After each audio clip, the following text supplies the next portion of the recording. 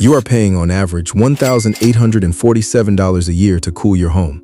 Not because cooling a home is hard, because the way we build homes now makes cooling them expensive, and it didn't have to be this way. In 1910, a family in New Orleans was living in a house that stayed cooler than yours in August. No AC, no electricity bill, no technician to call. That house was designed in West Africa. It was refined in Haiti, and it was built by Black Crece men in the oldest African-American neighborhood in this country. I'm going to show you how it worked, and then give you 3 things you can do tonight, for free, using the same principles.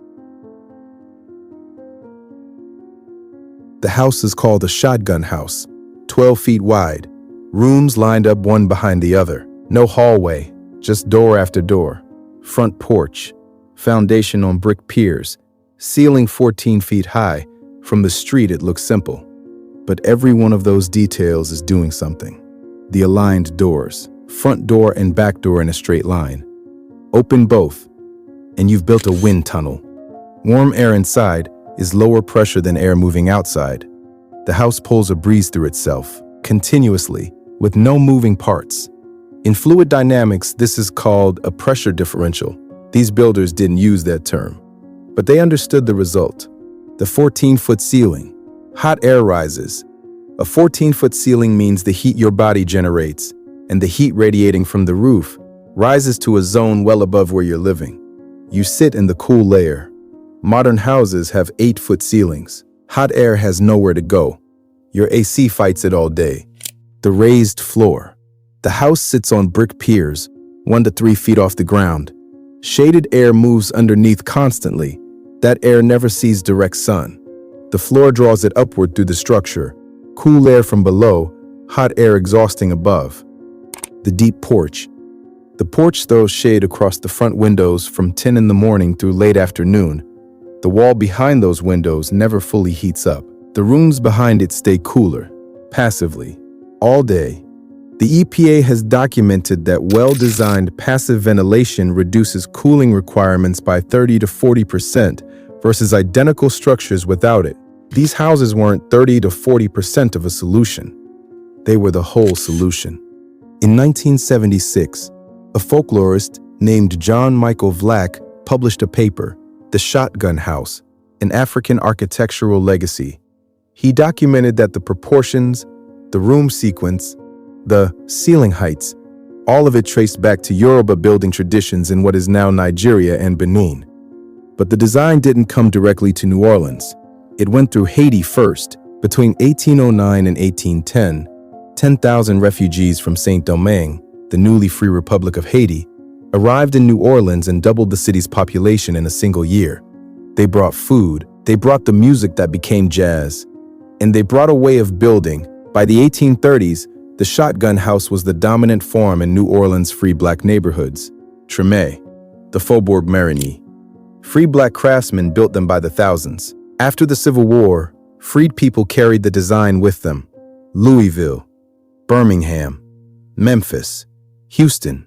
100,000 shotgun houses in New Orleans alone by the early 20th century. That house wasn't a compromise. It wasn't what poor people got stuck with.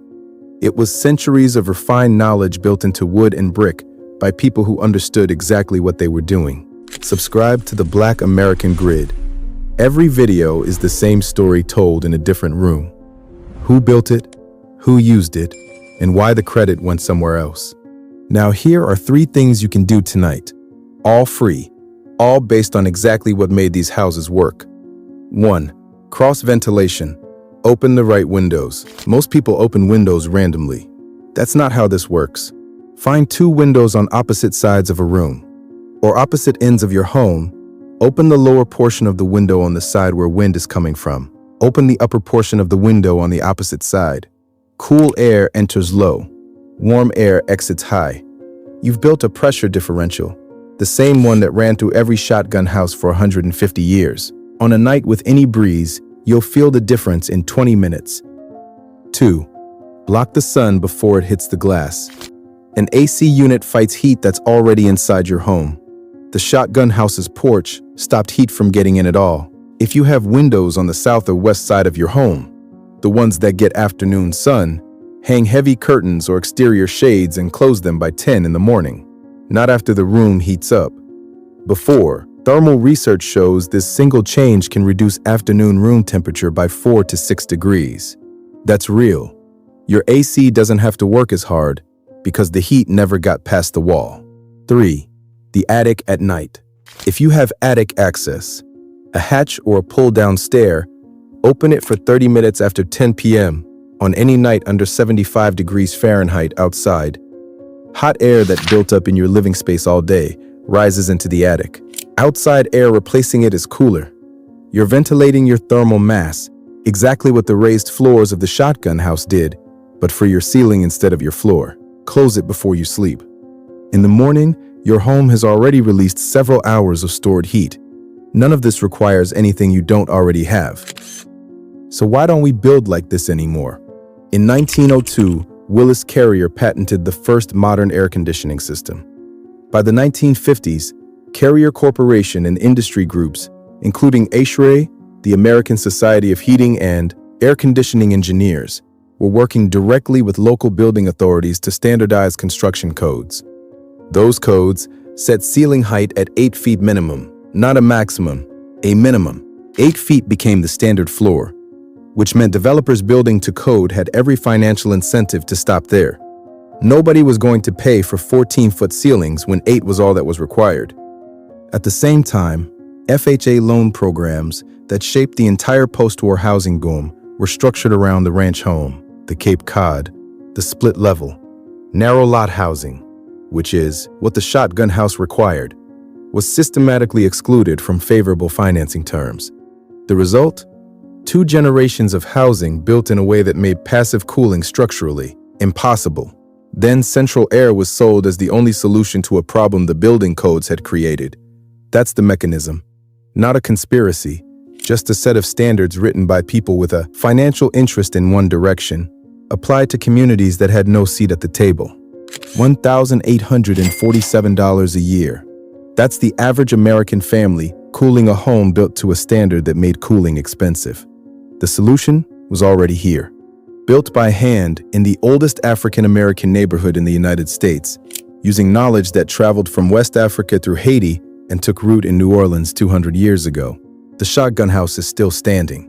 In New Orleans, in Birmingham, in Louisville, in Houston. Now you know what it actually is, and 3 ways to use what it knew tonight. If you tried the cross ventilation tonight, or if you grew up in a house that already works this way without anyone explaining why, drop it in the comments.